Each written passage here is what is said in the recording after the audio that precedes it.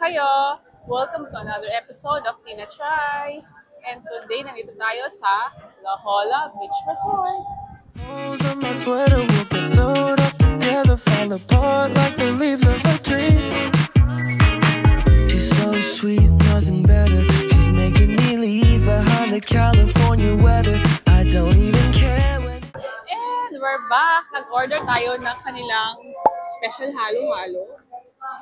Kompleto yung halo-halo. May munggo, may nata de coco, langka, kaong, leche flan, ice cream, bakapuno, and gelatin. And si Kals naman nag-order siya ng special turon.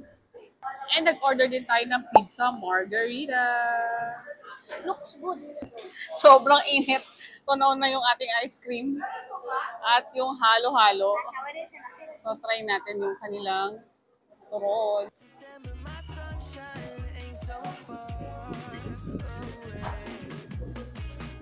Ah, lasang vanilla. Lasang vanilla. Ah, It's sweet. yes. Sweet and crispy. And crispy. Halo-halo na sobrang init. Naging soup. Ay, nahulog! Kaya tinawag na halo-halo. Kailangan natin halo-halo ang lahat ng halo. So, favorite ko sa halo-halo yung munggo tsaka beans. Pero parang walang beans. Nata de coco.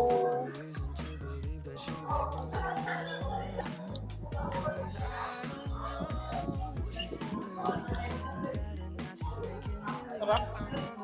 Lasang-lasa yung langka.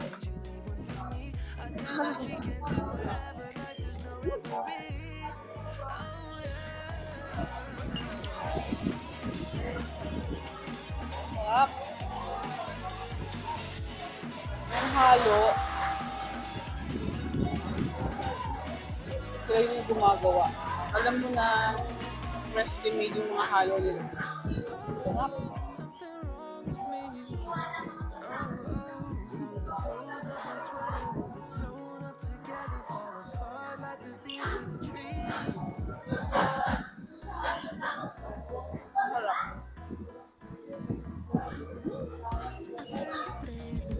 And of course, sa lahat ng pizza, ito yung favorite ko.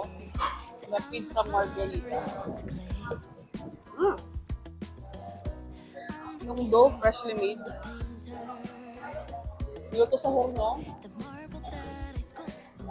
Hindi tinipid.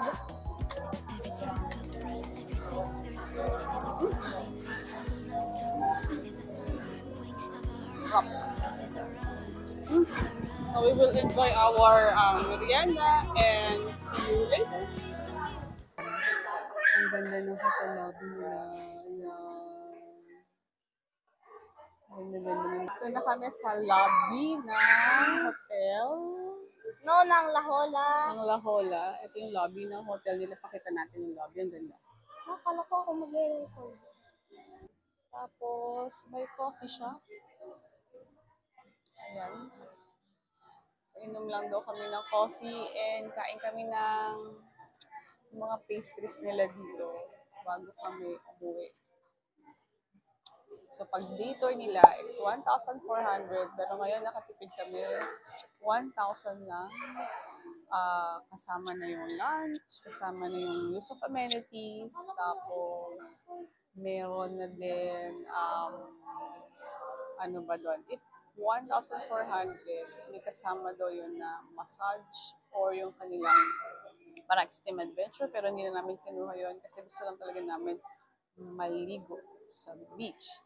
And try din kami ng mga food nila doon sa kanilang bamboo plate restaurant. Ayan. Kunin natin to. Isa. Tapos whole wheat din baguette. Gusto kaya ito naman. 220. Isang pati ko na expiration date ng raisin bread. Meron silang cinnamon roll. Ngayon, meron sila dito na churros. Wow, churros. Ubi, cheese and saymano. Order ka. Raisin bread, cashew crinkles kasi nasa Bagak tayo. Wala pa. Tapos winter melon, wow, banana walnut. Ayan yung mga pastries nila. Madami sila sa Imada. So nagtry kami ng raisin bread, isang peanut butter cheesecake. Hello again, ito kami sa lobby ng hotel ng La Jolla. So kakain muna kami ng dessert and snack bago kami umuwi. Nag-order si Ate Jam ng peanut butter cheesecake. Try natin.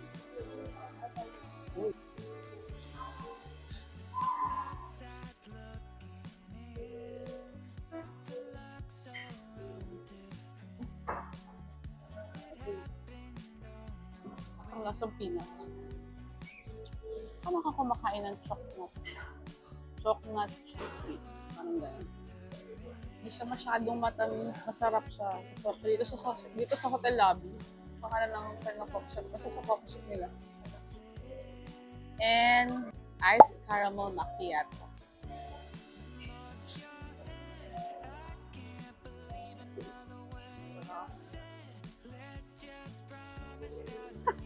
Amoy water or margarine.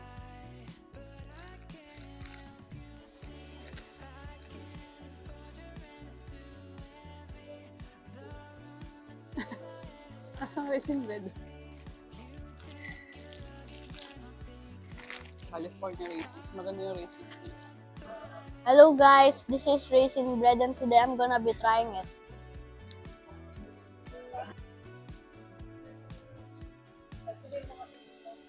Tasty.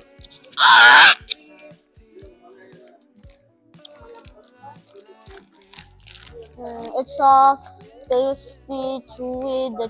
The raisins are good. It's a must try.